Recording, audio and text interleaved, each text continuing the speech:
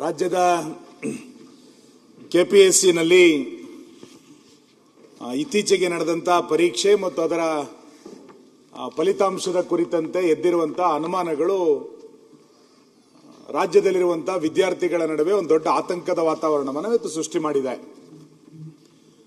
KPSC ಕುರಿತಂತೆ ಈ ಸದನದಲ್ಲಿ ಸಾಕಷ್ಟು ಬಾರಿ ಚರ್ಚೆಗಳಾಗಿದೆ.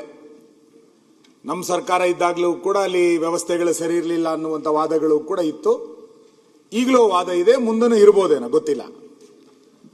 ಒಟ್ಟು ಅದನ್ನು ಒಂದ್ಸರಿ ಆ ವ್ಯವಸ್ಥೆಯನ್ನ ಸರಿ ಮಾಡಬೇಕು ಅನ್ನುವಂಥದ್ದು ಇವತ್ತಿನ ಈ ಚರ್ಚೆ ಆಶಯ. ವಾಸ್ತವ ಹೌದು. ಮುಂದೆ ಅದು ಎಲ್ಲರೂ ಒಂದ್ ಕಡೆಗೆ ಸರಿ ಮಾಡಬೇಕು ಅನ್ನುವಂಥದ್ದು ಈ ಚರ್ಚೆ ಆಶಯ. ಹಾಗಾಗಿ ಯಾವುದೋ ಅನಗತ್ಯ ಟೀಕೆಗಳು ಅನ್ನೋದಕ್ಕಿಂತ ಹೆಚ್ಚಾಗಿ ಅಲ್ಲಿರುವಂತ ವ್ಯವಸ್ಥೆಯನ್ನ ಯಾರು ಮಾಡ್ತಾ ಇದ್ದಾರೆ ಅವರು ಕೂಡ ಎಚ್ಚರಗೊಳ್ಳಬೇಕು. ಅದೊಂದು ಸ್ವಾಯತ್ತ ಸಂಸ್ಥೆ ಅನ್ನುವ ಕಾರಣಕ್ಕೆ ಸರ್ಕಾರವು ಕೂಡ ಕಣ್ಣು ಮುಚ್ಚಿಕೊಂಡು ಏನು ಹಗರಣಗಳು ನಡೆದಾಗಲೂ ಕೂಡ ಯಾರನ್ನೂ ಹೊಣೆಗಾರನಾಗಿ ಮಾಡದಲೇ ಕೈ ತೊಳ್ಕೊಳ್ಳುವಂತ ಪ್ರಕ್ರಿಯೆಯೂ ಕೂಡ ಆಗಬಾರದು ಅನ್ನುವಂಥದ್ದು ನಮ್ಮ ಆಶಯ. ಮಾನ್ಯ ಅಧ್ಯಕ್ಷರೇ, ಇವತ್ತಿನ ಯುವ ಸಮುದಾಯ ನೋಡಿದಿರಿ ನೀವು, ರಾಜ್ಯದಲ್ಲಿರುವಂತ ಸುಮಾರು 2.25 ಲಕ್ಷ ಹುದ್ದೆಗಳು ಖಾಲಿ ಇದೆ ಅನ್ನುವ ಕಾರಣಕ್ಕೆ ಅದನ್ನು ಭರ್ತಿ ಮಾಡಿ ಅಂತೇಳಿ ದೊಡ್ಡ ಪ್ರಮಾಣದ ಹೋರಾಟವನ್ನ ಕರ್ನಾಟಕದ ಬೇರೆ ಬೇರೆ ಕಡೆಗಳಲ್ಲಿ ಯುವ ಸಮುದಾಯ ಮಾಡ್ತಾ ಇದೆ. ಹಳ್ಳಿಯಲ್ಲಿರುವಂತಹ ಒಬ್ಬ ಯುವಕನಿಗೆ ತನ್ನ ವಿದ್ಯಾಭ್ಯಾಸ ಮುಗಿದ ನಂತರ ಸರ್ಕಾರಿ ಹುದ್ದೆ ಸಿಗಬೇಕು ಅನ್ನುವಂಥದ್ದು ಸಹಜವಾಗಿ ಎಲ್ಲರ ಮನೆಗಳಲ್ಲಿ, ಪೋಷಕರಲ್ಲಿ ಮತ್ತು ವಿದ್ಯಾರ್ಥಿಗಳ ಮನಸ್ಸಿನಲ್ಲಿ ಸಹಜವಾಗಿರುವಂತಹ ಒಂದು ಆಸೆ ಅದು. ನಾನೊಂದು ಸರ್ಕಾರಿ ಉದ್ಯೋಗಕ್ಕೆ ಹೋಗಬೇಕು, ಆ ಹುದ್ದೆನಲ್ಲಿ ಚೆನ್ನಾಗಿ ಕೆಲಸ ನಿರ್ವಹಣೆ ಮಾಡಬೇಕು ಅಂತೇಳಿ ಎಲ್ಲರ ಹತ್ರನೂ ಕೂಡ ಆಸಕ್ತಿ ಇರುತ್ತೆ. ಜೀವನದ ಗುರಿನೂ ಕೂಡ ಹೌದು. ಅದಕ್ಕೋಸ್ಕರ ಸಾಕಷ್ಟು ಜನ ವಿದ್ಯಾರ್ಥಿಗಳು ರಾತ್ರಿ ಹಗಲು ಕಷ್ಟಪಡ್ತಾರೆ, ಓದ್ತಾರೆ, ಪ್ರಾಮಾಣಿಕವಾಗಿ ಪರೀಕ್ಷೆಯನ್ನು ಬರೀತಾರೆ. ಇದೇ ರೀತಿ ಕಷ್ಟಪಟ್ಟಂತ ಸಾವಿರಾರು ಉದಾಹರಣೆಗಳು ನಮ್ಮ ಕರ್ನಾಟಕದಲ್ಲಿ ಇವತ್ತಿಗೂ ಕೂಡ ಸಿಗುತ್ತೆ. ಬದುಕನ್ನ ಕಟ್ಟಿಕೊಳ್ಬೇಕು ಅನ್ನುವ ಕಾರಣಕ್ಕೆ ಇವತ್ತಿನ ಯುವ ಸಮುದಾಯ ಯಾವ್ಯಾವ ರೀತಿಯಾದಂತಹ ಕಷ್ಟಗಳನ್ನ ಪಡ್ತಾ ಇದೆ ಅನ್ನೋದನ್ನ ಬೇರೆ ಬೇರೆ ರೂಪದಲ್ಲಿ ವ್ಯಾಖ್ಯಾನಿಸಬಹುದು. ಮಾನ್ಯ ಅಧ್ಯಕ್ಷರೇ, ಬದುಕನ್ನ ಕಟ್ಟಿಕೊಳ್ಳೋದು ಅದೇನೋ ರಾತ್ರಿ ನಡೆದು ಬಿಡುವಂತ ಒಂದು ಪವಾಡ ಅಲ್ಲ. ಅದಕ್ಕೊಂದು ವಿಶೇಷವಾದಂತಹ ಪರಿಶ್ರಮ ಬೇಕು, ಎಷ್ಟೋ ವರ್ಷಗಳ ತಪಸ್ಸು ಬೇಕು, ಅದಕ್ಕೊಂದು ಶ್ರದ್ಧೆ ಬೇಕು. ಇವೆಲ್ಲದರ ಕಾರಣಕ್ಕೆ ಒಬ್ಬ ಯುವಕ ತನ್ನ ಬದುಕನ್ನ ಕಟ್ಕೊಳ್ತಾನೆ. ಆದ್ರೆ ಇವತ್ತು ಕೆಪಿಎಸ್ಸಿನ ವ್ಯವಸ್ಥೆ ಏನಾಗಿದೆ ಅಂತ ಕೇಳಿದ್ರೆ, ಯಾವ ಬದುಕನ್ನ ಕಟ್ಕೊಳ್ಳಿಕ್ಕೋಸ್ಕರ ಕನಸುಗಳನ್ನ ಇಟ್ಟುಕೊಂಡು ಪರೀಕ್ಷೆಯನ್ನ ಬರೆಯುವಂತ ವಿದ್ಯಾರ್ಥಿಗಳಿಗೆ ಸರ್ಕಾರಿ ನಿಯಂತ್ರಣದಲ್ಲಿ ವಿದ್ಯಾರ್ಥಿಗಳ ಕನಸನ್ನ ಹತ್ಯೆ ಮಾಡುವಂತ ಒಂದು ಕೇಂದ್ರ ಆಗಿಬಿಟ್ಟಿದೆ ಅನ್ನುವಷ್ಟರ ಮಟ್ಟಿಗೆ ಆಕ್ರೋಶ ಇವತ್ತು ಯುವ ಸಮುದಾಯದ ನಡುವೆ ಬರ್ತಾ ಇದೆ. ಎಷ್ಟೋ ಕನಸುಗಳು, ನಾನು PDO ಆಗಬೇಕು ಅನ್ನುವಂತ ಕನಸು ಎಲ್ಲೋ ಇದೆ, VA ಆಗಬೇಕು ಅಂತ ಕನಸಿದೆ, AEE ಆಗಬೇಕು ಅಂತ ಕನಸಿದೆ, ಮೊನ್ನೆ ನಾನು DYSP ಆಗಬೇಕು, ತಹಸೀಲ್ದಾರ್ ಆಗಬೇಕು, AC ಆಗಬೇಕು ಅನ್ನುವಂಥ ಪ್ರೊಫೆಷನಲ್ ಎಕ್ಸಾಮ್ಗಳು ನಡೆದಂತ ಘಟನೆಗಳಿದೆ. ನಾನು ಆಗ್ಬಿಡ್ತೀನಿ ಅನ್ನುವಂಥ ಕನಸುಗಳನ್ನ ಇಟ್ಕೊಂಡು ಬಂದಂತ ವಿದ್ಯಾರ್ಥಿಗೆ, ಯುವಕನಿಗೆ ಒಂದು ಸರ್ಕಾರಿ ನಿಯಂತ್ರಣದಲ್ಲಿ ಭ್ರಷ್ಟಾಚಾರದ ಜಂಜಾಟದಲ್ಲಿ, ನಿಯಮಾವಳಿಗಳ ಜಂಜಾಟವನ್ನು ಇಟ್ಟುಕೊಂಡು ಆ ವಿದ್ಯಾರ್ಥಿಗಳ ಕನಸನ್ನು ಹತ್ಯೆ ಮಾಡುವಂತ ಕೇಂದ್ರ ಇದಾಗ್ಬಿಟ್ಟಿದೆಯೇನೋ, ಇದನ್ನ ಎಲ್ಲ ಪಕ್ಷಗಳು ಕೂಡ ಆಲೋಚನೆಯನ್ನು ಮಾಡಬೇಕಾದಂತ ಅನಿವಾರ್ಯತೆ ಇವತ್ತಿನ ಪರಿಸ್ಥಿತಿ. ಮಾನ್ಯ ಅಧ್ಯಕ್ಷರೇ, ಈ ಹಿನ್ನೆಲೆಯಲ್ಲಿ ಸ್ಪರ್ಧಾತ್ಮಕವಾದಂತಹ ಪರೀಕ್ಷೆಗಳು, ಆ ಫಲಿತಾಂಶ ಇವೆಲ್ಲವೂ ಕೂಡ ಅರ್ಹತೆ ಇರುವಂತಹ ವಿದ್ಯಾರ್ಥಿಗಳಿಗೆ ಒಂದು ಅವಕಾಶವನ್ನ ಸಿಗಬೇಕು. ನಿಜವಾದಂತ ಅರ್ಹತೆ ಇರುವಂತಹ ವಿದ್ಯಾರ್ಥಿಗಳು ಅಲ್ಲಿ ಪ್ರವೇಶವನ್ನ ಪಡ್ಕೊಂಡು ಸರ್ಕಾರಿ ಹುದ್ದೆಗಳಿಗೆ ಬರಬೇಕು ಅನ್ನುವಂಥದ್ದು ನಮ್ಮೆಲ್ಲರದು ಕೂಡ ಆಶಯ. ಇಲ್ಲಿ ಯಾರಿಗೋ ಒಬ್ಬನಿಗೆ ಕೆಪಿಎಸ್ಸಿನ ಮುಖಾಂತರ ಸರ್ಕಾರಿ ಹುದ್ದೆ ಸಿಕ್ತು ಅನ್ನೋದು ಅಷ್ಟೇ ಅಲ್ಲ, ಆತನ ಕೈಗೆ ಮುಂದಿನ 20-30 ವರ್ಷಗಳ ಕಾಲ ಕಾರ್ಯಾಂಗಕ್ಕೆ ಒಂದು ಭವಿಷ್ಯವನ್ನ ಕೊಡುವಂತ ಕೇಂದ್ರ ಅದು. ನಾವು ಮುಂದಿನ ವ್ಯವಸ್ಥೆಯನ್ನ ಯಾರು ಕೈ ಕೊಡ್ತಾ ಇದೀವಿ ಅಂತಂದ್ರೆ, ಆ ಕೆಪಿಎಸ್ಸಿ ಮುಖಾಂತರ ಸೆಲೆಕ್ಷನ್ ಮಾಡಿ ಬರುವಂತ ವಿದ್ಯಾರ್ಥಿಗಳ ಕೈಗೆ ರಾಜ್ಯದ ಭವಿಷ್ಯವನ್ನ ಕೊಡ್ತಾ ಇದ್ದೀವಿ. ಅಂತ ಒಂದು ಭವಿಷ್ಯದ ಕೇಂದ್ರಲ್ಲೇ ನೀವೆಲ್ಲ ಒಂದ್ ಕಡೆ ಭ್ರಷ್ಟಾಚಾರ ಅವ್ಯವಹಾರಗಳು ನಡೆದು ಬಿಟ್ರೆ, ಅಲ್ಲಿ ಭ್ರಷ್ಟಾಚಾರಕ್ಕೆ ತುತ್ತಾಗಿ ಕೆಲಸವನ್ನ ಪಡ್ಕೊಂಡಂತ ಒಬ್ಬ ಯುವಕ ಇಲ್ಲಿ ತಹಸೀಲ್ದಾರ ಏನ್ ಕೆಲಸ ಮಾಡ್ಲಿಕ್ಕೆ ಸಾಧ್ಯ ಇದೆ? ಅಥವಾ ಜನರ ಪರವಾದಂತ ಯಾವ ರೀತಿಯಾದಂತ ಕೆಲಸ ಕಾರ್ಯಗಳನ್ನು ಆತ ಮಾಡ್ಲಿಕ್ಕೆ ಸಾಧ್ಯ ಇದೆ? ಇವೆಲ್ಲವನ್ನು ಕೂಡ ಇವತ್ತು ಚರ್ಚೆ ಮಾಡಬೇಕಾದಂತ ಅಗತ್ಯತೆಗಳು, ಪಕ್ಷಭೇದ ಮರೆತು ಇವತ್ತು ಮಾಡಬೇಕಾದಂತ ಅನಿವಾರ್ಯತೆಗಳಿದೆ ಮಾನ್ಯ ಅಧ್ಯಕ್ಷರೇ. ಈ ಹಿನ್ನೆಲೆಯಲ್ಲಿ ಈ ಸಂಸ್ಥೆಯ ಬಗ್ಗೆ ಸಾಕಷ್ಟು ರೀತಿಯಾದಂಥ ಅನುಮಾನಗಳು ಬೇರೆ ಬೇರೆ ಸಂದರ್ಭಗಳಲ್ಲಿ ಈ ಹಿಂದೆನೂ ಕೂಡ ಬಂದಿತ್ತು. ನನಗೆ ಅನ್ಸೋದೇನು ಅಂತ ಕೇಳಿದ್ರೆ, ಇದೊಂದು ನಿಗೂಢವಾದಂಥ ಸಂಸ್ಥೆ. ಇದರ ಪರೀಕ್ಷೆಗಳೇ ಒಂದು ರಹಸ್ಯ ಮತ್ತು ಇದರ ಫಲಿತಾಂಶಗಳು ಒಂದು ಶಂಕಿತ ರೂಪದಲ್ಲಿ ನಡೆಯುತ್ತೆ. ಒಂದು ನಿಗೂಢ ಸಂಸ್ಥೆ ರಹಸ್ಯ ಪರೀಕ್ಷೆಗಳನ್ನು ಮಾಡುತ್ತೆ ಎನ್ನುವಂಥದ್ದಾಗುತ್ತೆ. ನಿಗೂಢ ರೀತಿಯಲ್ಲಿ ಫಲಿತಾಂಶಗಳು ಬರುತ್ತೆ. ಅದ್ರ ಮೇಲೆ ಅನುಮಾನಗಳು, ಟೀಕೆಗಳು, ಪ್ರತಿಭಟನೆಗಳು, ಭ್ರಷ್ಟಾಚಾರದ ಗುಮಾನಿಗಳು, ಕೋಟ್ಯಾಂತರ ರೂಪಾಯಿಯ ಹಣದ ವ್ಯವಹಾರಗಳು ಇವೆಲ್ಲವೂ ಕೂಡ ನಡೀತಾ ಇದೆ ಎನ್ನುವಂಥ ವಾದಗಳನ್ನು ಇವತ್ತು ಕರ್ನಾಟಕದಲ್ಲಿ ನಾವು ಕೇಳ್ತಾ ಇದ್ದೀವಿ. ಈ ಹಿನ್ನೆಲೆಯಲ್ಲಿ ಕೆಪಿಎಸ್ಸಿನ ಸುಧಾರಣೆ ಆಗಬೇಕು ಮತ್ತು ಈವರೆಗೆ ನಡೆದಂಥ ಏನು ತಪ್ಪು ನಿರ್ಧಾರಗಳೆಲ್ಲವೂ ಕೂಡ ಆಗಿದೆ, ಇದ್ರ ಬಗ್ಗೆ ಎಲ್ಲರೊಂದು ಕಡೆ ತನಿಖೆ ಮಾಡಿ ಇದಕ್ಕೆ ಯಾರೊಬ್ಬರು ಹೊಣೆಗಾರರನ್ನಾಗಿ ಇವತ್ತು ಮಾಡಲೇಬೇಕು ಮಾನ್ಯ ಸರ್ಕಾರ.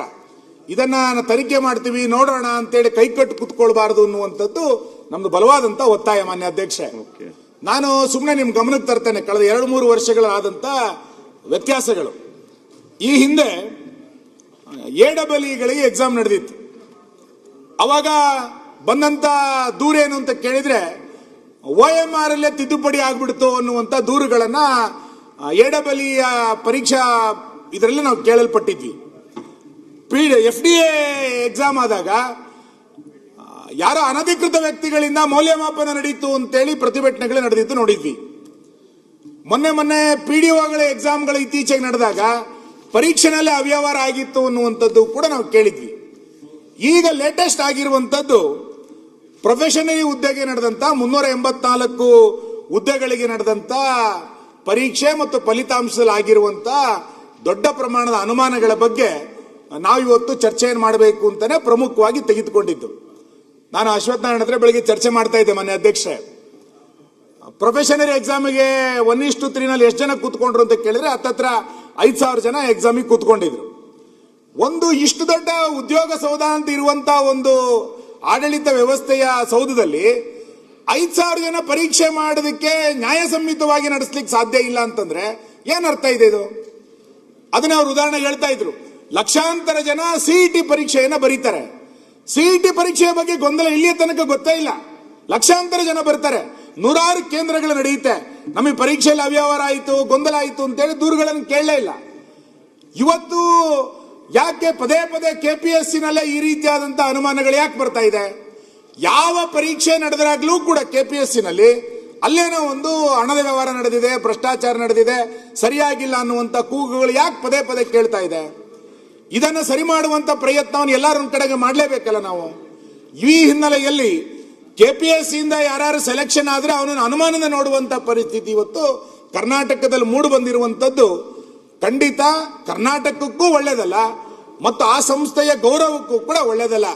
ಈ ಹಿನ್ನೆಲೆಯಲ್ಲಿ ಮೊನ್ನೆ ನಡೆದಂತ ಪ್ರೊಫೆಷನರಿ ಹುದ್ದೆಯಲ್ಲಿ ನಡೆದಂತ ಸಂಗತಿಗಳು ಮಾನ್ಯ ಅಧ್ಯಕ್ಷ ಯಾಕೆ ಈ ರೀತಿ ಆಗ್ತಾ ಇದೆ ಅಂತ ಕೇಳಿದ್ರೆ, ಒಂದು 384 ಜನರನ್ನ ಭರ್ತಿ ಮಾಡಿಕೊಳ್ಳಲಿಕ್ಕೆ ನಡೆದಂತ ಪರೀಕ್ಷೆ.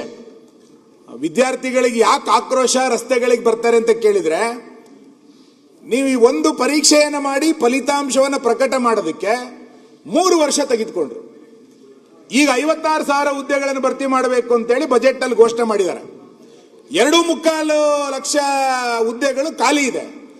384 ಹುದ್ದೆಯನ್ನು ಭರ್ತಿ ಮಾಡಲಿಕ್ಕೆ KPSCನವರು 3 ವರ್ಷ ತೆಗೆದುಕೊಂಡ್ರೆ ಇಲ್ಲಿ ಏನ್ ನಡೀತಾ ಇದೆ? ಫೆಬ್ರವರಿ 24ನೇ ತಾರೀಕು, ಫೆಬ್ರವರಿ 2, 26ನೇ ತಾರೀಕು ಫೆಬ್ರವರಿ 24ನೇ ಇಸ್ವಿನಲ್ಲಿ ಅಧಿಸೂಚನೆ ಹೊರಡುತ್ತಿದ್ದಕ್ಕೆ. ಫೆಬ್ರವರಿ 13, 2025ಕ್ಕೆ ಪರೀಕ್ಷೆ. ಅಧಿಸೂಚನೆ ಆಗಿ ಪರೀಕ್ಷೆಗೆ 1 ವರ್ಷ ತೆಗೆದುಕೊಳ್ತಾರೆ. ಪರೀಕ್ಷೆ ಆಗಿ ಅರ್ಹತಾ ಪಟ್ಟಿಯನ್ನು ಬಿಡುಗಡೆ ಮಾಡಲಿಕ್ಕೆ ಮತ್ತೊಂದು ವರ್ಷ ತೆಗೆದುಕೊಳ್ತಾರೆ. ಅಂದ್ರೆ 3 ವರ್ಷ ಒಂದು ಹುದ್ದೆಯನ್ನು ಭರ್ತಿ ಮಾಡಲಿಕ್ಕೆ KPSC ತೆಗೆದುಕೊಳ್ಳೋ ಕಾರಣಕ್ಕೆ ಇಲ್ಲೇ ಅನುಮಾನಗಳು ಪ್ರಾರಂಭ ಆಗಿರೋದು. ಈ ಕಾರಣದಿಂದನೇ ಇವತ್ತು ದೊಡ್ಡ ಪ್ರಮಾಣದಲ್ಲಿ ವಿದ್ಯಾರ್ಥಿಗಳು ಈ ಎಕ್ಸಾಮ್ ಸರಿಯಾಗಿಲ್ಲ ಅನ್ನುವಂತ 10 ಆರೋಪಗಳನ್ನ ಈ ಪರೀಕ್ಷೆಗೆ ಸಂಬಂಧಪಟ್ಟಂತೆ ಆಗ್ತಾ ಇದ್ದಾರೆ. ನಾನು ಆ ಎಲ್ಲ ಆರೋಪಗಳನ್ನ ಇದು ಹಿಂಗೆ ಆಗ್ಬಿಟ್ಟಿದೆ ಅಂತ ನಾನು ಹೇಳಲಿಕ್ಕೆ ತಯಾರಿಲ್ಲ. ಆದ್ರೆ ಎಲ್ಲರೂ ಒಂದು ಕಡೆ ಸಂಸ್ಥೆ ಮತ್ತು ಸರ್ಕಾರ ಮಧ್ಯಪ್ರವೇಶವನ್ನು ಮಾಡಿ ಇದಕ್ಕೆ ಏನು ಅಂತೇಳಿ ಆ ವಿದ್ಯಾರ್ಥಿಗಳ ಮನಸ್ಸಿನಲ್ಲಿರುವಂತಹ ನೋವನ್ನು ಅರ್ಥ ಮಾಡಿಕೊಳ್ಳೋದು ಧ್ವನಿಯಾಗುವಂತ ಕೆಲಸವನ್ನ ಇವತ್ತು ಸರ್ಕಾರ ಮಾಡಬೇಕಾಗಿರುವಂತದ್ದು. ಬಹಳ ಆಶ್ಚರ್ಯ ಅಂತ ಕೇಳಿದ್ರೆ, ಯಾಕೆ ಇದನ್ನ ಇಷ್ಟು ದೊಡ್ಡ ಪ್ರಮಾಣದ ಭ್ರಷ್ಟಾಚಾರ ಮತ್ತು ಬಹುಕೋಟಿಯ ದುಡ್ಡಿನ ವ್ಯವಹಾರಗಳಲ್ಲಿ ಕೈ ಬದಲಾಯಿಸಿ ಎನ್ನುವಂಥದ್ದಕ್ಕೆ ಬಲವಾದಂತ ಅನುಮಾನಗಳು ಯಾಕೆ ಬರುತ್ತೆ ಅಂತ ಬರ್ತಾ ಇದೆ ಅಂತ ಹೇಳಿದ್ರೆ, 4 ವರ್ಷದಲ್ಲಿ ಕಾರ್ಯದರ್ಶಿಗಳ 4 ಬದಲಾವಣೆಗಳಾಯ್ತು. 4 ಜನರನ್ನ ಬದಲಾವಣೆ ಮಾಡ್ತಾರೆ ಕಾರ್ಯದರ್ಶಿಗಳನ್ನ. 4 ವರ್ಷದಿಂದ ಒಬ್ಬರೇ ಕಂಟ್ರೋಲರ್ ಇದ್ದಾರೆ. ಕಾರ್ಯದರ್ಶಿಗಳು 4 ಬದಲಾಯಿತು. ಒಂದು ಪರೀಕ್ಷೆಯನ್ನ ನಡೆಸಿ ಫಲಿತಾಂಶ ಬರಲಿಕ್ಕೆ 4 ಕಾರ್ಯದರ್ಶಿಗಳನ್ನ ಬದಲು ಮಾಡಿ ಒಬ್ಬರೇ ಕಂಟ್ರೋಲರ್ ಇಟ್ರೆ ಯಾರ ಮೇಲೆ ಅನುಮಾನ ಪಡ್ಬೇಕೀಗ ನಾವು? ಕಂಟ್ರೋಲರ್ ಮೇಲೆ ಅನುಮಾನ ಪಡೋದಾ, ಕಾರ್ಯದರ್ಶಿ ಮೇಲೆ ಅನುಮಾನ ಪಡೋದಾ, ಅಥವಾ ಇಡೀ ಆ ಸಮಿತಿಯ ಅಧ್ಯಕ್ಷರು ಉಳಿದಂತ ಸದಸ್ಯರ ಮೇಲೆ ಅನುಮಾನ ಪಡೋದಾ? ಎಲ್ಲಿ ಯಾರಿಂದ ತಪ್ಪಾಗಿದೆ ಇದು? ನಾನು ನೋಡ್ತಾ ಇದ್ದೆ 2004ರಿಂದ ಎಷ್ಟು ಜನ ಕಾರ್ಯದರ್ಶಿಗಳಾಗಿದ್ದಾರೆ ಅಂತ. 4 ಜನ ಕಾರ್ಯದರ್ಶಿಗಳು. ಒಬ್ರು ಅಧಿಸೂಚನೆ ಹೊರಡಬೇಕಾದ್ರೆ ಒಬ್ರು ಕಾರ್ಯದರ್ಶಿ, ಪರೀಕ್ಷೆ ಕ್ವಶನ್ ಪೇಪರ್ ಪ್ರಿಂಟ್ ಆಗಬೇಕಾದ್ರೆ ಒಬ್ರು ಕಾರ್ಯದರ್ಶಿ, ಪರೀಕ್ಷೆ ಬರಿಬೇಕಾದ್ರೆ ಒಬ್ರು ಕಾರ್ಯದರ್ಶಿ, ಫಲಿತಾಂಶ ಬರಬೇಕಾದ್ರೆ ಒಬ್ರು ಕಾರ್ಯದರ್ಶಿ, ಕಂಟ್ರೋಲರ್ ಒಬ್ರೆ. ಇಲ್ಲಿ ಅನುಮಾನಗಳು ಬರ್ತಾ ಇರುವಂತದ್ದೇ ಕಂಟ್ರೋಲರ್ ಮೇಲೆ. ಈ ಕಂಟ್ರೋಲರ್ ಕೆಲಸ ಏನು? ಈ ಪರೀಕ್ಷೆ ಪ್ರಾರಂಭ ಆದಾಗಿನಿಂದ ಫಲಿತಾಂಶ ಬರೋ ತನಕ ಕಂಟ್ರೋಲರ್ ಕೆಲಸವನ್ನ ಅವನು ಏನೇನು ಮಾಡ್ದ ಇಲ್ಲಿ? ಇದು ಈ ಅನುಮಾನಗಳು ಇವತ್ತು ದೊಡ್ಡವಾಗಿ ನಿರ್ಮಾಣ ಆಗ್ತಾ ಇರುವಂತದ್ದು. ಈ ಹಿನ್ನೆಲೆಯಲ್ಲಿ ನಾನು ಕೇಳ್ತಾ ಇರೋದೇನಂತ ಕೇಳಿದ್ರೆ, ಅವ್ರು ಆರೋಪ ಮಾಡ್ತಾ ಇದ್ದಾರೆ. ನಾನು ಆರೋಪಕ್ಕೆ ಮತ್ತೆ ಬರ್ತೇನೆ. ವಿದ್ಯಾರ್ಥಿಗಳ ನಡುವೆ ಮನಸ್ಸಲ್ಲಿರುವಂತ ಅನುಮಾನಗಳು ಆಮೇಲೆ ಬರ್ತೇನೆ ಅದಕ್ಕೆ. ಎಲ್ಲರೂ ಒಂದು ಕಡೆಗೆ ಸರ್ಕಾರಿ ಹುದ್ದೆಗಳು ಸಾಮಾನ್ಯ ಜನರಿಗೆ ಸಿಗೋಂಗಿಲ್ವಾಗರೆ. ಸರ್ಕಾರಿ ಹುದ್ದೆ ಕೇವಲ ಶ್ರೀಮಂತರಿಗೆ ಮಾತ್ರ ಸರ್ಕಾರಿ ಹುದ್ದೆನಾ? ಪ್ರಭಾವಿ ಇರೋಂಥವ್ರಿಗೆ ಮಾತ್ರ ಸರ್ಕಾರಿ ಹುದ್ದೆನಾ? ಉಳ್ಳವರಿಗೆ ಮಾತ್ರ ಸರ್ಕಾರಿ ಹುದ್ದೆನಾ? ಅಥವಾ ಯಾರೋ ಸರ್ಕಾರಿ ನೌಕರರಿದ್ದಾರೆ ಅವನ ಮಗನಿಗೆ ಮಾತ್ರ ಮತ್ತೆ ಸರ್ಕಾರಿ ಹುದ್ದೆನಾ? ಇದು ಇವತ್ತು ಚರ್ಚೆ ಆಗ್ತಾ ಇರುವಂತ ವಿಷಯಗಳು. ಈ ಹಿನ್ನೆಲೆಯಲ್ಲಿ KPSC ಅಲ್ಲಿ ಇವತ್ತು ಆಗಿರುವಂತಹ ಅನುಮಾನಗಳ ಬಗ್ಗೆ ನಾವು ಅನುಮಾನಗಳನ್ನ ಏನು ವ್ಯಕ್ತ ಮಾಡಿದ್ದಾರೆ ಅಂತ ಕೇಳಿದ್ರೆ, 2 ಅನುಮಾನಗಳನ್ನ ಇವತ್ತು ಸಾರ್ವಜನಿಕವಾಗಿ ವ್ಯಕ್ತ ಆಗಿರುವಂತದ್ದು. ಮೊದಲನೇದು ಪರೀಕ್ಷೆ ಮತ್ತು ಅಂಕಗಳ ಕ್ರೋಢೀಕರಣದಲ್ಲಿ ಬಹಳ ದೊಡ್ಡ ಪ್ರಮಾಣದ ಅನುಮಾನಗಳು ಬಂದಿದೆ. ಪರೀಕ್ಷೆ ಆಗಿದೆ, ನಂತರ ಅಂಕಗಳನ್ನ ಮಾರ್ಕ್ಸ್ ಅನ್ನ ಕ್ರೋಢೀಕರಣ ಮಾಡಬೇಕಾದ್ರೆ ತಡ ಆಗಿದೆ, ಅಲ್ಲೆಲ್ಲ ಒಂದು ಕಡೆ ಅವ್ಯವಹಾರಗಳಾಗಿದೆ ಎನ್ನುವಂಥದ್ದು ಇವತ್ತು ಅನುಮಾನಗಳು ವ್ಯಕ್ತ ಆಗಿರುವಂಥದ್ದು. ಕ್ರೋಢೀಕರಣ ಆದ ನಂತರ, ಅಂಕೆಗಳ ಕ್ರೋಢೀಕರಣ ಆದ ನಂತರ ಅರ್ಹತಾ ಪಟ್ಟಿಯನ್ನ ಘೋಷಣೆ ಮಾಡಬೇಕಾದ್ರೆ ಬಹಳ ದೊಡ್ಡ ಪ್ರಮಾಣದ ವ್ಯತ್ಯಾಸಗಳಾಗಿದೆ ಎನ್ನುವಂಥದ್ದನ್ನು ಕೂಡ ವಿದ್ಯಾರ್ಥಿಗಳು ಹೇಳಲಿಕ್ಕೆ ಶುರು ಮಾಡಿದ್ದಾರೆ. ಮಾನ್ಯ ಅಧ್ಯಕ್ಷ, ಇಲ್ಲಿ ಬಹಳ ಚರ್ಚೆಯ ವಿಷಯ ಮತ್ತು ಪತ್ರಿಕೆಗಳು ಬಹಳ ದೊಡ್ಡದಾಗಿ ಬಿಂಬಿಸಿರುವಂಥದ್ದು ಏನು ಅಂತ ಕೇಳಿದ್ರೆ, ಪರೀಕ್ಷಾ ಕೊಠಡಿಗಳು ಬೇರೆ ಬೇರೆ ಕಡೆ ಇತ್ತು. 16 ಕಡೆಗಳಲ್ಲಿ ಪರೀಕ್ಷಾ ಕೊಠಡಿಗಳಿತ್ತು. ಒಂದು ಕೊಠಡಿಯಲ್ಲಿ 24 ಜನ ಪರೀಕ್ಷೆಯನ್ನು ಬರೀತಾರೆ. ಈಗ ಎದ್ದಿರುವಂತಹ ಅನುಮಾನ ಅಂತ ಕೇಳಿದ್ರೆ, ಒಂದೇ ಕೊಠಡಿಯಲ್ಲಿ ಇದ್ದಂತ 11 ಜನರಿಗೆ ಅರ್ಹತೆ ಪಡ್ಕೊಂಡ್ಬಿಟ್ಟಿದ್ದಾರೆ ಅಂತ. ಹಾಗಾದ್ರೆ ಆ ಕೊಠಡಿಯಲ್ಲಿ 11 ಜನ ಅರ್ಹತೆ ಇಲ್ವಾ ಅನ್ನೋಂಥ ಪ್ರಶ್ನೆ ಅಲ್ಲ. ಇಲ್ಲಿ ಒಂದೇ ಸೀರಿಯಲ್ ನಂಬರ್ ಸರಣಿ ಸೀರಿಯಲ್ ನಂಬರ್ಗಳಲ್ಲೇ ಇರುವಂತವ್ರು ತೆಗೆದುಕೊಂಡಿದ್ದಾರೆ. ಒಂದೇ ಕೊಠಡಿಯಲ್ಲಿ 11 ಜನರ ಮೇಲೆ ಜನರಿಗೆ ಕೆಲಸ ಸಿಕ್ಕಿದೆ, ಅಂದ್ರೆ ಪರೀಕ್ಷೆಯಲ್ಲಿ ಪಾಸ್ ಆಗಿದ್ದಾರೆ. ಮಾಸ್ ಆಗಿ ಆಲ್ ಮ್ಯಾನೇಜ್ಮೆಂಟ್, ಪರೀಕ್ಷಾ ಕೊಠಡಿಗಳ ಮ್ಯಾನೇಜ್ಮೆಂಟ್ಗಳನ್ನೇ ಆಗ್ಬಿಟ್ಟಿದೆಯೋ ಅನ್ನೋಷ್ಟರ ಮಟ್ಟಿಗೆ ಅನುಮಾನಗಳು ಇವತ್ತು ವ್ಯಕ್ತ ಆಗಿದೆ. ಈ ಹಿನ್ನೆಲೆಯಲ್ಲಿ ಇವತ್ತು ಸರ್ಕಾರ ಏನ್ ಮಾಡುತ್ತೆ, KPSC ಇದಕ್ಕೆ ಏನು ಉತ್ತರ ಕೊಡುತ್ತೆ ಎನ್ನುವಂಥದ್ದು ಚರ್ಚೆ ಆಗಬೇಕು. ನಾನು ಆ ಸೀರಿಯಲ್ ನಂಬರ್ಗಳನ್ನು ಓದ್ಲಿಕ್ಕೆ ಹೋಗೋದಿಲ್ಲ. ಇನ್ಯಾವುದೋ ವಿದ್ಯಾರ್ಥಿಗಳಿಗೆ ಅದರಿಂದ ಅನುಮಾನಗಳು ನೋವು ಆಗೋದು ಬೇಡ. ಆದ್ರೆ ಅದನ್ನ ನೋಡಿದ್ರೆ ಮಾನ್ಯ ಅಧ್ಯಕ್ಷ ನಿಮಗೆ ಕಳಿಸ್ಕೊಡ್ತೇನೆ. ಸೀರಿಯಲ್ ನಂಬರ್ಗಳು 809, 810, 811, 812, 813, 14, 15, 16, 17, 18, 19, 20, 26, 26, 28 ಸೀರಿಯಲ್ ಇದ್ದರೆ ಯಾರ ಪರೀಕ್ಷೆಯಲ್ಲಿ ಕೂತಾರೋ ಎಲ್ಲರೂ ಅರ್ಹತಾ ಪಟ್ಟಿಯಲ್ಲಿ ಬಂದುಬಿಟ್ಟಿದ್ದಾರೆ ಎನ್ನುವಂಥದ್ದು ಬಹಳ ಅನುಮಾನ. ಮತ್ತೆ ಒಂದೇ ಕುಟುಂಬದವರಿಗೆ 4 ಜನರಿಗೆ ಇಲ್ಲಿ ಅರ್ಹತಾ ಪಟ್ಟಿ ಬಂದ್ಬಿಟ್ಟಿದೆ ಅಂತ ಅನುಮಾನಗಳಾಗ್ತಾ ಇರುವಂತದ್ದು. ಹಾಗಾದ್ರೆ ಅವರು ಬುದ್ಧಿವಂತರ ಅಲ್ಲವಾ ಅನ್ನುವಂಥ ವಾದಕ್ಕೆ ನಾನು ಹೋಗೋದಿಲ್ಲ. ಈ ರೀತಿ ಇಷ್ಟು ಜನ ಹೆಂಗೆ ಅದು ಒಂದೇ ಎಕ್ಸಾಮ್ ನಲ್ಲಿ ಹೆಂಗ್ ಪಾಸ್ ಆಗ್ಬಿಟ್ರು ಅನ್ನುವಂತ ಎಲ್ಲ ಅನುಮಾನಗಳು ಬರ್ತಾ ಇರುವಂತ ಸಂದರ್ಭದಲ್ಲಿ ಇದನ್ನ ಸರ್ಕಾರ ಇವತ್ತು ಅರ್ಥ ಮಾಡ್ಕೊಳ್ಬೇಕು ಅನ್ನುವಂತ ವಾದವನ್ನು ನಾನು ಈ ಸಂದರ್ಭದಲ್ಲಿ ಹೇಳ್ತಾ, KPSC ಮತ್ತು ಸರ್ಕಾರ ಮೌನವಾಗಿದ್ದ ಕಾರಣಕ್ಕೆ ವಿದ್ಯಾರ್ಥಿಗಳಿಗೆ ಇಷ್ಟು ದೊಡ್ಡ ಅನ್ಯಾಯ ಆದರೂ ಕೂಡ ಅವರ ಧ್ವನಿಯನ್ನು ಎತ್ತುವಂತ ಪರಿಸ್ಥಿತಿಯಲ್ಲಿ ಯಾರೂ ಇಲ್ಲ. ಆ ಪರೀಕ್ಷೆ ಆದಾಗ 7/5/2025 ವಿದ್ಯಾರ್ಥಿಗಳು ಕಾರ್ಯದರ್ಶಿಗಳು KPSCಗೆ ಒಂದು ಪತ್ರ ಬರೀತಾರೆ. ಏನು 7/5 ನಡೆದ ಮುಖ್ಯ ಪರೀಕ್ಷೆಯ ಪತ್ರಿಕೆ 2ರ ಉತ್ತರ ಪತ್ರಿಕೆಯನ್ನು ಬೆಳಿಗ್ಗೆ 9 ಸಮಯದಲ್ಲಿ ಕೊಠಡಿ ಸಂಖ್ಯೆ 3ರಲ್ಲಿ ವಿತರಿಸುವ ಸಮಯದಲ್ಲಿ ಸೀಲ್ ತೆರೆದಿರುವ ಬಗ್ಗೆ ಅಭ್ಯರ್ಥಿಗಳು ಆಕ್ಷೇಪಿಸಿದಾಗ ಕೆಪಿಎಸ್ಸಿ ಸಿಬ್ಬಂದಿಗಳು ಅದರ ಕುರಿತು ಮುಚ್ಚಳಿಕೆ ಬರೆದು ಕೊಡುವಂತೆ ಸೂಚಿಸಿದ್ದಾರೆ ಅಂತ ಹೇಳಿದಾಗ ಯಾಕೆ ಆನ್ಸರ್ ಶೀಟ್ ಅನ್ನ ಮುಚ್ಚಳಿಕೆ ಸೀಲ್ ಮಾಡಿರಲಿಲ್ಲ, ಓಪನ್ ಯಾಕೆ ಮಾಡಿದ್ರಿ ಅಂತ ಕೇಳಿದಾಗ ದೂರು ಕೊಡಿ ಅಂತ ಹೇಳಿದ್ರು. ದೂರು ಕೊಟ್ಟಿದ್ದಾರೆ, ಲಿಖಿತವಾಗಿ ದೂರು ಕೊಟ್ಟಿದ್ದಾರೆ. ಇಲ್ಲಿಯ ತನಕ ಇದ್ರ ಬಗ್ಗೆ ಏನಾಯಿತು ಅಂತೇಳಿ ಕೆಪಿಎಸ್ಸಿ ಹೇಳಲಿಕ್ಕೆ ಇವತ್ತು ತಯಾರಿಲ್ಲ. ಮತ್ತೆ ಕೆಪಿಎಸ್ ನವರು ವಾದ ಮಾಡ್ತಾ ಇರೋದು ಏನು ಅಂತ ಕೇಳಿದ್ರೆ, ಆತರ ಒಂದು ಕೊಠಡಿಯಲ್ಲಿ 11 ಜನ ಪಾಸ್ ಆಗೋದು ಸಾಮಾನ್ಯ, ಅದರಲ್ಲಿ ಏನು ತಪ್ಪೇನಿಲ್ಲ, ಇದು ನೋಡ್ತೀವಿ, ಹಿಂಗೆಲ್ಲ ಹೇಳ್ತಾ ಇದ್ದಾರೆ. ನಾನು ಇವತ್ತಿನ ಈ ಚರ್ಚೆನಲ್ಲಿ ಸರ್ಕಾರವನ್ನು ಆಗ್ರಹಿಸೋದೇನು ಅಂತ ಕೇಳಿದ್ರೆ, ಈ ಪ್ರೊಫೆಷನರಿ ಎಕ್ಸಾಮ್ ನಡೆದು ಏನು ಅನುಮಾನಗಳು ಗುಮಾನಿಗಳು ಬಂದಿತ್ತು, ಇದರ ಬಗ್ಗೆ ವರದಿ ಕೊಡಿ ಅಂತೇಳಿ ಮುಖ್ಯ ಕಾರ್ಯದರ್ಶಿಗಳು ಪತ್ರ ಬರೆದಿದ್ರು ಅಂತ ಕೇಳಿದ್ದೆ. ಆ ವರದಿ ಏನಾಯ್ತು? ಸರ್ಕಾರ ವರದಿ ತೆಗೆದುಕೊಂಡಿದ್ಯಾ? ಕೆಪಿಎಸ್ಸಿನವ್ರು ಏನಾರು ರಿಪೋರ್ಟ್ ಕೊಟ್ಟಿದಾರ? ಮುಖ್ಯ ಕಾರ್ಯದರ್ಶಿಗಳ ಪತ್ರಕ್ಕೆ ಏನ್ ರಿಪ್ಲೈ ಕೊಟ್ಟಿದ್ದಾರೆ? ಇದನ್ನ ದಯಮಾಡಿ ಸರ್ಕಾರ ಹೇಳ್ಬೇಕು ಇವತ್ತು. ಅದನ್ನ ಹೇಳಿದಾಗ ಅನುಮಾನಗಳಿಗೆ ಒಂದು ನಾಂದಿ ಆಡ್ದಂಗೆ ಆಗುತ್ತೆ. ಈ ಹಿನ್ನೆಲೆಯಲ್ಲಿ ಸರ್ಕಾರ ಒಂದು ತಕ್ಷಣ ಇದನ್ನ ಯೋಚನೆ ಮಾಡಬೇಕು ಅನ್ನುವಂತ ಮಾತನ್ನು ಹೇಳ್ತಾ, ಮಾನ್ಯ ಗೃಹ ಮಂತ್ರಿಗಳು ಇದಕ್ಕೆ ಸಂಬಂಧಪಟ್ಟಂತ ಒಂದು ಹೇಳಿಕೆಯನ್ನ ಕೊಟ್ಟಿದ್ರು. ಅಲ್ಲ, ಆಯ್ತಾ? 5 ನಿಮಿಷ ಮುಗಿಸ್ತೇನೆ. ಮಾನ್ಯ ಅಲ್ಲಿ ಮುಗಿಸ್ತಾ ಬಂದ ಮಾನ್ಯ ಗೃಹ ಸಚಿವರು ಒಂದು ಹೇಳಿಕೆಯನ್ನು ಕೊಟ್ಟರು. ನಾನು ಅವ್ರನ್ನ ಅಭಿನಂದಿಸ್ತೇನೆ. ಕೆಪಿಎಸ್ಸಿ ನಡುವೆ ಹೊಣೆಗಾರಿಕೆಯ ಬಗ್ಗೆ ಬಹಳ ವರ್ಷಗಳಿಂದ ದೂರುಗಳು ಬರುತ್ತಲೇ ಇದೆ. ಈ ಬಗ್ಗೆ ಮುಖ್ಯಮಂತ್ರಿಯವರು ಕೆಪಿಎಸ್ಸಿ ಆಡಳಿತ ಮಂಡಳಿಯವರನ್ನ ಕರೆಸಿ ಹಲವು ಬಾರಿ ಚರ್ಚೆ ಮಾಡಿದ್ದಾರೆ. ಅಲ್ಲದೆ ಕಾರ್ಯದರ್ಶಿ ಅವರನ್ನು ಬದಲಾಯಿಸಲಾಗಿದೆ, ಹಲವು ಕ್ರಮಗಳನ್ನು ತೆಗೆದುಕೊಳ್ಳಲಾಗಿದೆ. ಆದರೂ ಈ ರೀತಿ ಆಗುತ್ತದೆ ಎಂದಾಗ ಕಾರ್ಯದರ್ಶಿಯೋ ಅಧ್ಯಕ್ಷರೋ ಇದರ ಹೊಣೆಯನ್ನು ಹೊರಬೇಕಾಗುತ್ತದೆ ಅಂತೇಳಿ ಹೋಮ್ ಮಿನಿಸ್ಟ್ರಿ ಇವತ್ತು ಸ್ಪಷ್ಟ ಮಾಡಿದ್ದಾರೆ. ದಯಮಾಡಿ ಹೋಮ್ ಮಿನಿಸ್ಟರ್ ಈ ಮಾತಿಗೆ ಸರ್ಕಾರ ಬದ್ಧ ಆಗಬೇಕು.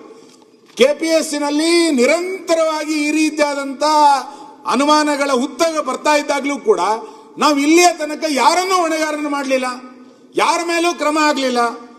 ಇದು ಇವತ್ತು ಚರ್ಚೆ ಆಗಬೇಕಾಗಿರುವಂತ ಸಂಗತಿ. ಹಾಗಾಗಿ ದಯಮಾಡಿ ಇದ್ರ ಬಗ್ಗೆ ಹೊಣೆಗಾರರನ್ನಾಗಿ ಮಾಡಿ. ಎಲ್ಲರ ಬೇಡಿಕೆ ಇರೋದೇನು ಅಂತ ಕೇಳಿದ್ರೆ, ಇದರ ಬಗ್ಗೆ ತನಿಖೆ ಆಗದಲೆ, ಇದ್ರ ಬಗ್ಗೆ ವರದಿ ಕೊಡದಲೆ, ಸರ್ಕಾರ ಗಮನ ಕೊಡದಲೆ, ಇಷ್ಟೆಲ್ಲ ಅನುಮಾನಗಳಾದಾಗಲೂ ಕೂಡ ನಾಡಿದ್ದು ಮಾರ್ಚ್ 23ನೇ ತಾರೀಕು ಅವರು ಇದನ್ನ ಯಾವುದು ಸಂದರ್ಶನ ಕರೆದು ಬಿಟ್ಟಿದ್ದಾರೆ. ದಯಮಾಡಿ ಆ ಇಂಟರ್ವ್ಯೂನ ಸ್ಟಾಪ್ ಮಾಡಬೇಕು ಅನ್ನುವಂತ ಮಾತನ್ನ ಒತ್ತಾಯವನ್ನ ಅವ್ರು ಮಾಡಿದ್ದಾರೆ. ಹಾಗಾಗಿ 23ನೇ ತಾರೀಕು ಹೊರಟಿರುವಂತಹ ಸಂದರ್ಶನವನ್ನ ತಕ್ಷಣ ಸರ್ಕಾರ ನಿಲ್ಲಿಸಬೇಕು, ತನ್ಮೂಲಕ ಇದರ ವರದಿಯನ್ನ ಕೇಳಬೇಕು ಅನ್ನುವಂತ ಮಾತನ್ನು ಹೇಳ್ತಾ, ನಂದು ಕೊನೆಗೆ ಒಂದೇ ಒಂದು ಸಲ ಈ ಹಿನ್ನೆಲೆಯಲ್ಲಿ ಊಟ ಸಮಿತಿಯನ್ನ ಸರ್ಕಾರ ರಚನೆ ಮಾಡಿತ್ತು. ಓಟ ಸಮಿತಿಯನ್ನ ರಚನೆ ಮಾಡಿತ್ತು.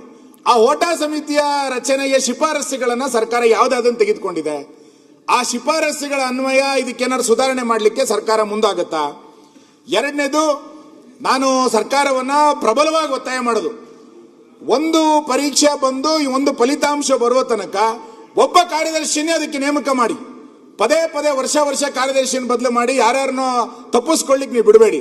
ಒಂದು ಸೈಕ್ಲಿಂಗ್, ಒಂದು ಎಕ್ಸಾಮಿನ ಸಂಪೂರ್ಣ ಮುಗಿಯೋ ತನಕ ಒಬ್ಬ ಕಾರ್ಯದರ್ಶಿನಲ್ಲಿಟ್ಟು ಅದನ್ನ ಮಾಡುವಂತ ಪ್ರಯತ್ನಗಳನ್ನ ಸರ್ಕಾರ ಮಾಡಬೇಕು. ಮತ್ತು ಆ ಹುದ್ದೆಗಳ ಭರ್ತಿಯನ್ನ ನಿಗದಿತ ವೇಳೆನಲ್ಲಿ ಅದು ಪ್ರಕ್ರಿಯೆ ಮಾಡಿ. ಯಾವಾಗಲೂ ಮಾಡ್ತಾ ಕೂತ್ಕೊಂಡ್ರೆ ಎಲ್ಲ ಅವ್ಯವಹಾರಗಳು ಬರಲಿಕ್ಕೆ ಪ್ರಾರಂಭ ಆಗುತ್ತೆ. ದಯಮಾಡಿ ಕೆಪಿಎಸ್ಸಿ ಸಂಸ್ಥೆಯನ್ನ ಸುಧಾರಣೆ ಮಾಡುವ ದೃಷ್ಟಿಯಿಂದ ನಾವೆಲ್ಲರೂ ಕೂಡ ಒಂದು ಧ್ವನಿಯಾಗಿ ಕೆಲಸವನ್ನ ಮಾಡಬೇಕು. ಅದು ಸ್ವಾಯತ್ತದ ಸಂಸ್ಥೆ ಎನ್ನುವ ಕಾರಣಕ್ಕೆ ಅದನ್ನ ಹೇಗೆ ಬೇಕಾದ್ರೂ ನಡೀಲಿ ಅನ್ನುವಂತ ಕಾರಣಕ್ಕೆ ಅದನ್ನು ಬಿಡ್ಲಿಕ್ಕಾಗಲ್ಲ. ಸರ್ಕಾರ ಮಾನ್ಯ ಮುಖ್ಯಮಂತ್ರಿಗಳ ಮಧ್ಯಪ್ರವೇಶ ಮಾಡಿ ಮೊನ್ನೆ ನಡೆದಂತ ಪರೀಕ್ಷೆಯಲ್ಲಿ ನಡೆದಂತ ಅನುಮಾನಗಳಿಗೆ ಸರ್ಕಾರ ತಕ್ಷಣ ವರದಿಯನ್ನು ತೆಗೆದುಕೊಂಡು ಆ ವಿದ್ಯಾರ್ಥಿಗಳಿಗೆ ನ್ಯಾಯ ಒದಗಿಸಬೇಕು ಅನ್ನುವಂತ ಆಗ್ರಹವನ್ನ ನಾನು ಮಾಡ್ತೇನೆ. ಸುರೇಶ್ ಕುಮಾರ್ ನೆಕ್ಸ್ಟ್ ಈಗ ಮಾನ್ಯ ಸಭಾಧ್ಯಕ್ಷರೇ, ಶ್ರೀ ಸುನೀಲ್ ಕುಮಾರ್ ಅವರು ಹೇಳಿದಂಗೆ ಈ ವಿಚಾರದಲ್ಲಿ ನಾವು ಅವರು ಅನ್ನೋದೇನಿಲ್ಲ, we are all on the same page. ಸಭಾಧ್ಯಕ್ಷರೇ, ನಾನು ಕೆಪಿಎಸ್ಸಿಗೆ ಹೋಗಿರೋಷ್ಟು, ಕೆಪಿಎಸ್ಸಿ ಬಾಗಿಲು ತಟ್ಟಿರೋಷ್ಟು, ಕೆಪಿಎಸ್ಸಿಗೆ ಹೋಗಿ ಬೇರೆ ಬೇರೆ ಬಗ್ಗೆ ಆಗ್ರಹ ಮಾಡಿರೋಷ್ಟು ಪ್ರಾಯಶಃ ತುಂಬಾ ನಾನು ಮಾಡಿದ್ದೀನಿ. ನಾನು ಕೆಪಿಎಸ್ಸಿ ಒಂದು ಸಂವಿಧಾನಾತ್ಮಕ ಸಂಸ್ಥೆ, constitutional body. But unfortunately it is not a healthy body. ಅದು ತರ ಹೋಲಿ ಕವ್ ಆಗೋಗ್ಬಿಟ್ಟಿದೆ. ಕರ್ನಾಟಕ ಪಬ್ಲಿಕ್ ಸರ್ವಿಸ್ ಕಮಿಷನ್ ಅಲ್ಲಿ service is missing. It has become Karnataka public commission. ಒಂಚೂರು ಕೂಡ ಕ್ರೆಡಿಬಿಲಿಟಿ ಇಲ್ಲದೆ ಇರೋ ಒಂದು ಸಂಸ್ಥೆ ಆಗಿದೆ. ಸುನೀಲ್ ಕುಮಾರ್ ಅವರು ಮಾತಾಡೋರು, ಕಾರ್ಯದರ್ಶಿಗಳು ಯಾಕೆ ಬದಲಾಯಿಸ್ತಾರೆ? ಒಳ್ಳೆ ಕಾರ್ಯದರ್ಶಿ ಇರೋದು ಆ ಕಮಿಷನ್ ಬೇಡ. ಆ ಕಮಿಷನ್ ಅವರು ಕಾರ್ಯದರ್ಶಿಗಳಿಗೆ ಎಷ್ಟು ಕಷ್ಟ ಕೊಡ್ತಾರೆ ಅಂತ ನಾನು ನೋಡಿದ್ದೀನಿ. ನಾನು ಸಭಾಧ್ಯಕ್ಷರೇ, ಈ ದೇಶದಲ್ಲಿ UPSC ಒಂದು ಎಕ್ಸಾಮ್ ನಡೆಯುತ್ತೆ, ಇಲ್ಲಿ KPSC ಎಕ್ಸಾಮ್ ನಡೆಯುತ್ತೆ. ಈ ಸಂದರ್ಭದಲ್ಲಿ ಇದೇ ವಿಧಾನ ಮಂಡಲದಲ್ಲಿ ಒಬ್ಬ ಅಸಿಸ್ಟೆಂಟ್ ಆಗಿದ್ದ ವ್ಯಕ್ತಿ ಅಶ್ವತ್ಥಪ್ಪ ಸಾಗರ್ ಅಂತ ಇಲ್ಲೇ ಕೆಲಸ ಮಾಡ್ತಾ ಇದ್ರು. 2 ವರ್ಷದಿಂದ ಸಬ್ ಇನ್ಸ್ಪೆಕ್ಟರ್ ಆಗಿ ಆಯ್ಕೆ ಆದರು. Today he has secured 641st rank in UPSC. I think we should congratulate him. ಅವನು KPSCಗೆ ಕಾಯ್ಕೊಂಡಿದ್ದಿದ್ರೆ ಖಂಡಿತ ಅವನು ರ್ಯಾಂಕ್ ಬರ್ತಾ ಇರಲಿಲ್ಲ. ಇವತ್ತು UPSC ಮಾಡಿದ್ದಾನೆ. ಬೆಳಗ್ಗೆ ನಾನು ಉನ್ನತ ಶಿಕ್ಷಣ ಸಚಿವರ ಹತ್ರ ಮಾತಾಡ್ತಾ ಇದ್ದೆ. ರಾಜನ್ ಅವರೇ, ಉನ್ನತ ಶಿಕ್ಷಣ ಸಚಿವರ ಹತ್ರ ಮಾತಾಡ್ತಾ ಇದ್ದೆ. ಅವ್ರು ಹೇಳಿದ್ರು, ನಾವಿವಾಗ ಬೆಂಗಳೂರು ಇನ್ನು 3 ಕಡೆ ನಾವು 24x7 ನಾವು ರೀಡಿಂಗ್ ರೂಮ್ ಪ್ರೊವೈಡ್ ಮಾಡ್ತೀವಿ, ಕಾಂಪಿಟೇಟಿವ್ ಎಕ್ಸಾಮ್ ಮಾಡೋಕೆ ಮಾಡ್ತೀವಿ.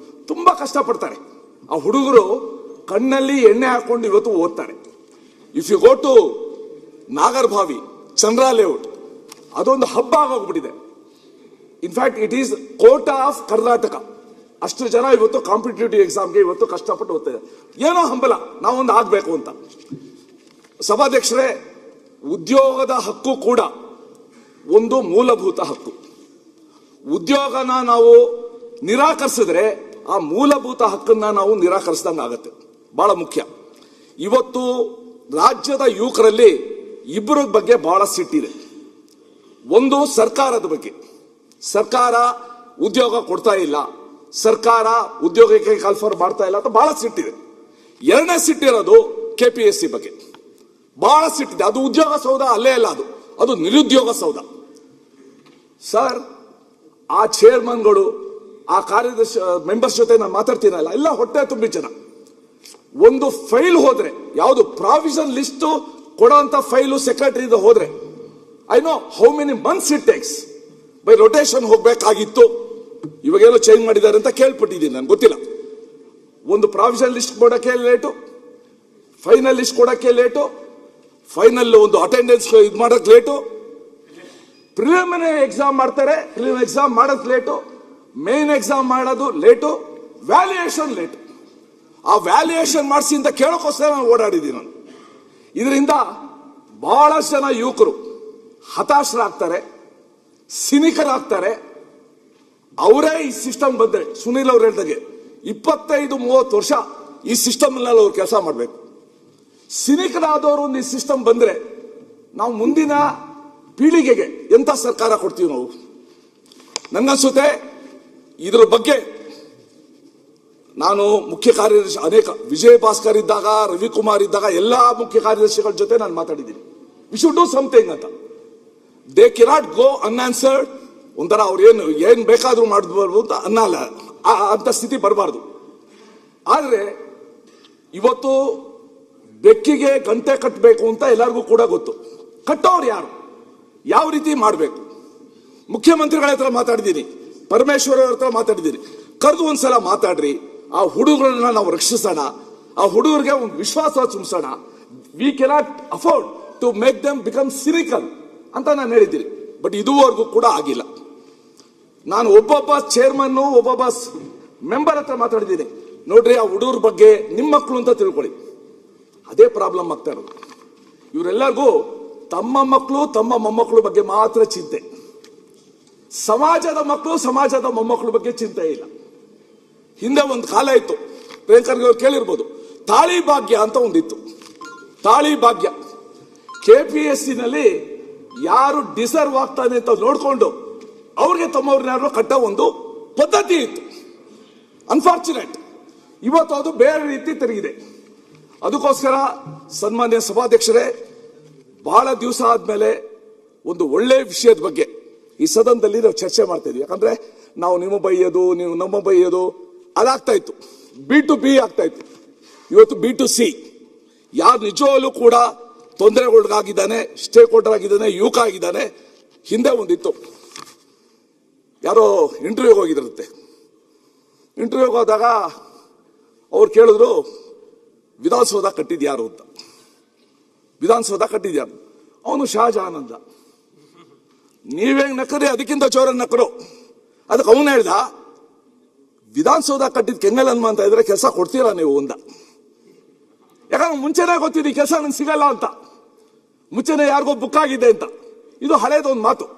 ಆದ್ರೆ ಇವತ್ತು ಕೂಡ ಸುನೀಲ್ ಕುಮಾರ್ ಅವರು ಹೇಳಿರೋದನ್ನ ಪ್ರತಿಯೊಂದೂ ಕೂಡ ನಾನು ಪುನರುಚ್ಚರಿಸದೆ ಸಮರ್ಥಿಸ್ಕೊಂಡು, ನಿಮ್ಮ ಮೇನ್ ಎಕ್ಸಾಮ್ ವ್ಯಾಲ್ಯೂಯೇಷನ್ ಹೇಗಾಗತ್ತೆ, ಆ ವ್ಯಾಲ್ಯೂಯೇಟರ್ಸ್ ಯಾರಾಗ್ತಾರೆ, ನಿಮ್ಮ ಹತ್ರ ಏನಾದ್ರೂ ಕೂಡ ಒಂದು ವ್ಯಾಲ್ಯೂಯೇಟರ್ಸ್ ಬ್ಯಾಂಕ್ ಅಂತ ಮಾಡಿ ಅವ್ರನ್ನ ವ್ಯಾಲ್ಯೂಯೇಷನ್ ಮಾಡಕ್ ಬಿಡ್ತೀರಾ, ಅಥವಾ ಹಿಂದೆ ಯಾರು ಉತ್ತಮವಾಗಿ ಕೆಲಸ ಮಾಡಿದ್ದಾರೆ ಕಾರ್ಯದರ್ಶಿಗಳು ಅವ್ರನ್ನ ಒಂದ್ಸಲ ಕರೆದು KPSC ನಲ್ಲಿ ಏನ್ ಲೋಪದೋಷ ಇದೆ, ಏನ್ ಮಾಡಬೇಕು ಅಂತ ನಾವೇನೋ ಯೋಚನೆ ಮಾಡ್ತೀವ. ಸೊ ಅಲ್ಟಿಮೇಟ್ಲಿ ಜಪಾನಲ್ಲಿ ಒಬ್ಬ ಇದ್ದ, ಅವನು ಹೇಳ್ದ, ದೇಶ ಹಾಳಾಗೋದು ಬಾಂಬ್ಗಳಿಂದ ಅಲ್ಲ, ನಮ್ಮ ಯುವಕರನ್ನ ಕಳ್ಕೊಂಡ್ರೆ ಅಂತ. Once we lose hour youth force, ಯಾವುದು ಬೇರೆ ವ್ಯಸನಗಳಿಗಿರ್ಬೋದು ಅಥವಾ ಸಿರಿಕತನಕ್ಕಿರ್ಬೋದು, ಬಹಳ ತೊಂದರೆ ಆಗ್ತದೆ. ಈ ದೃಷ್ಟಿಯಿಂದ ನಾನು ಒಂದು ಶಾಶ್ವತವಾದ ಪರೀಕ್ಷಾ ಮೌಲ್ಯಮಾಪಕರ ಮಂಡಳಿಯನ್ನ ರಚಿಸಿ, ಒಂದು ವ್ಯಾಲ್ಯೂಯೇಷನ್ ಒಂದು ಪರ್ಮನೆಂಟ್ ಒಂದು ಬಾಡಿ ನಡೆಸಿ, KPSC ನಡೆಸುವ ಎಲ್ಲಾ ಪರೀಕ್ಷೆಗಳಿಗೆ ಇಲ್ಲಿಂದ ಮೌಲ್ಯಮಾಪಕರನ್ನ ನಾವು ಉಪಯೋಗಿಸ್ಕೋಬಹುದಾ ಅಂತ ದಯವಿಟ್ಟು ಯೋಚನೆ ಮಾಡಿ. ಎರಡನೇದು, ಲಿಖಿತ ಪರೀಕ್ಷೆಯಲ್ಲಿ ಅದು ಗೊತ್ತು, ಬಹಳ ಹಿಂದೆ ಸರ್ ಈ KPSC ಬಗ್ಗೆ ಹೈಕೋರ್ಟ್ ನಲ್ಲಿ ಎಷ್ಟು ಆರ್ಗ್ಯುಮೆಂಟ್ ಆಗಿದೆ ನೋಡಿದ್ದೀನಿ. ಹೈಕೋರ್ಟ್ ಜಡ್ಜ್ಗಳು ಎಷ್ಟು ಮಟ್ಟಿಗೆ ತಮ್ಮ ಬೇಸರವನ್ನ, ನಿರಾಶೆಯನ್ನು ವ್ಯಕ್ತಪಡಿಸ ನೋಡಿದ್ದೀನಿ. ಮೇಯ್ನಲ್ಲಿ ಒಳ್ಳೆ ಮಾರ್ಕ್ಸ್ ತಗೋತಾರೆ, ವೈಭವ್ನಲ್ಲಿ ಅತ್ಯಂತ ಕಡಿಮೆ ಮಾರ್ಕ್ಸ್ ಅವರು ಕೊಡ್ತಾರೆ. ಮೇಯ್ನಲ್ಲಿ ಅತ್ಯಂತ ಕಡಿಮೆ ತಗೊಂಡಿರ್ತಾರೆ, ವೈಭವ್ನಲ್ಲಿ ಅತ್ಯಂತ ಹೆಚ್ಚಿನ ಮಾರ್ಕ್ಸ್ ತಗೊಂಡು ಅವ್ರು ಪಾಸ್ ಆಗಿಬಿಡ್ತಾರೆ. ಇದರಿಂದ ಏನಾಗುತ್ತೆ? ಸೊ ಅದಕ್ಕೋಸ್ಕರ ಈ ಒಂದು ಸುಧೀಲ್ ಅವ್ರು ಹೇಳ್ದಂಗೆ ಇತ್ತೀಚೆಗೆ ಉತ್ತೀರ್ಣರಾದವರ ಪಟ್ಟಿಗೆ ನೋಡಿದ್ರೆ ಅದರಲ್ಲಿ ಬಹುಪಾಲು ಅಭ್ಯರ್ಥಿಗಳು ಪೊಲಿಟಿಕಲ್ ಫೀಲ್ಡ್ ಅಲ್ಲಿ ಇರೋರು, ಸಪೋರ್ಟರ್ಸ್, ರಿಲೇಷನ್ಸು ಅಥವಾ ಹಿರಿಯ ಅಧಿಕಾರಿಗಳು ಅಥವಾ ಪ್ರಭಾವಿಗಳ ಸಂಬಂಧಿಕರೇ ಆಗಿರ್ತಾರೆ. ಆದುದರಿಂದ ನಾನು ನೋಟಿಫಿಕೇಶನ್ ಯಾವಾಗ ಆಗುತ್ತೆ, ಆಮೇಲೆ ಪ್ರಿಲಿಮಿನರಿ ಎಕ್ಸಾಮ್ ಯಾವಾಗ ಆಗುತ್ತೆ ನೋಡ್ಬಿಟ್ರೆ ನೀವು ಎಷ್ಟೋ ಜನ 35-40 ವರ್ಷ ದಾಟ್ಬಿಟ್ಟಿದ್ದಾರೆ, ಏಜ್ ಲಿಮಿಟ್ ಆಗೋಗ್ಬಿಟ್ಟಿದೆ. ಸೊ ಅದಕ್ಕೋಸ್ಕರ the need of the hour is to ಒಂದು ಹೊಸ ತರ STP ತರಬೇಕು. ನಾವು KPSC ನ ಶುದ್ಧೀಕರಣ ಮಾಡಬೇಕು. KPSC ನಿಜ ಸರ್, ಬಸವಣ್ಣವ್ರು ಹೇಳಿದ್ರು, ಇವನಾರವ ಅಂತ ಕೇಳಬೇಡ, ಇವ ನಮ್ಮವ. KPSC ಮೆಂಬರ್ಸು ಇವ ನಮ್ಮವನ ಅಂತ ಮಾಡ್ತಾ ಇದ್ದಾರೆ. ಬಸವಣ್ಣವರ ವಚನಕ್ಕೆ ಸಂಪೂರ್ಣವಾಗಿ ವಿರುದ್ಧವಾಗಿ ಮಾಡ್ತಾ ಇದ್ದಾರೆ. ಈ KPSC ಎಲ್ಲಿವರೆಗೂ ನಾವು ಅದಕ್ಕೆ ಸರಿಯಾದ ಒಂದು ಟ್ರೀಟ್ಮೆಂಟ್ ಕೊಡೋದಿಲ್ಲ, ನಮ್ಮ ಸಮಾಜ ಹಾಳಾಗುತ್ತೆ, ಯುವಕರು ಹತಾಶರಾಗ್ತಾರೆ, ನಾಡಿಗೆ ಆಡಳಿತ ಯಂತ್ರಕ್ಕೆ ಒಳ್ಳೆ ಅಧಿಕಾರಿಗಳು ಸಿಗೋದಿಲ್ಲ. ಈ ದೃಷ್ಟಿಯಿಂದ ನಾವೆಲ್ಲ ಒಟ್ಟಿಗೆ ಸೇರ್ಕೊಂಡು 1 point program to purify KPSC ನ ಶುದ್ಧೀಕರಣ ಮಾಡೋಕೆ ಕ್ರಮ ತಗೋಣ.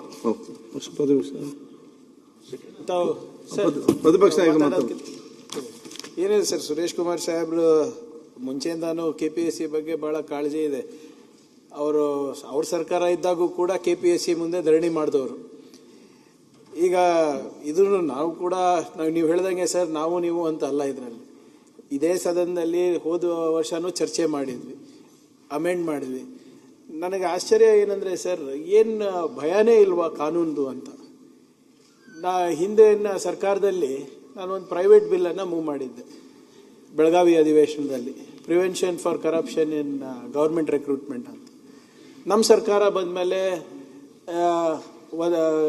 ಮಾನ್ಯ ಮುಖ್ಯಮಂತ್ರಿಗಳಿಗೆ, ಉಪಮುಖ್ಯಮಂತ್ರಿಗಳ ಜೊತೆ ಚರ್ಚೆ ಮಾಡಿ ಕರ್ನಾಟಕ ಪಬ್ಲಿಕ್ ಎಕ್ಸಾಮಿನೇಷನ್ ಆ್ಯಕ್ಟ್ ತಂದೆ, measures for prevention of corruption and unfair means in recruitment ಅಂತ.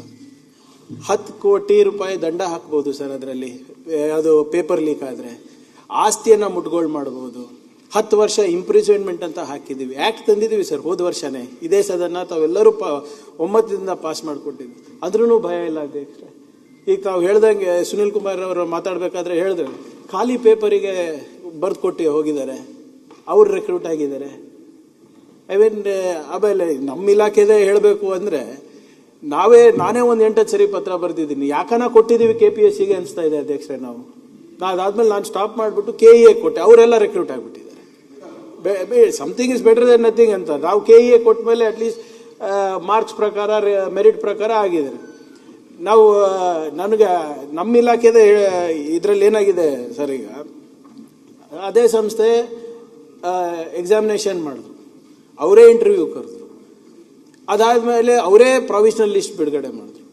ಮಾಡಾದ್ಮೇಲೆ ಅವರೇ ಮುಖ್ಯಮಂತ್ರಿಗಳ ಹತ್ರ ಹೋಗ್ಬಿಟ್ಟು ಇದು ಪ್ರಾವಿಷನಲ್ ಲಿಸ್ಟ್ ಸರಿ ಇಲ್ಲ ಅಂತ ಅವರೇ ತನಿಖೆ ಮಾಡಿದ್ರು. ಅವರೇ ತನಿಖೆ ಮಾಡಿಬಿಟ್ಟು ಮತ್ತೆ ಮುಖ್ಯಮಂತ್ರಿಗಳ ಹತ್ರ ಹೋಗಿ ರಿಪೋರ್ಟ್ ಕೊಡ್ತಾರೆ. ಓಕೆ, ಇದು ನೀವು ಹೇಳ್ದಂಗೆ ಯುವಕರ ಭವಿಷ್ಯ ಏನಾಗಬೇಕು ಇಂಥದ್ದು ಇಟ್ಕೊಂಡು ನಾನಂತೂ ಇಲ್ಲ, ಸರ್ಕಾರದ ವತಿಯಿಂದಾನೇ ನಾನು ಹೇಳ್ತಾ ಇದ್ದೀನಿ. ನನ್ನ ಪ್ರಕಾರ ಇಟ್ ಶುಡ್ ಬಿ ಅಬಾಲಿಷ್ಡ್. ಇವ್ರದಿರ್ಬೋದು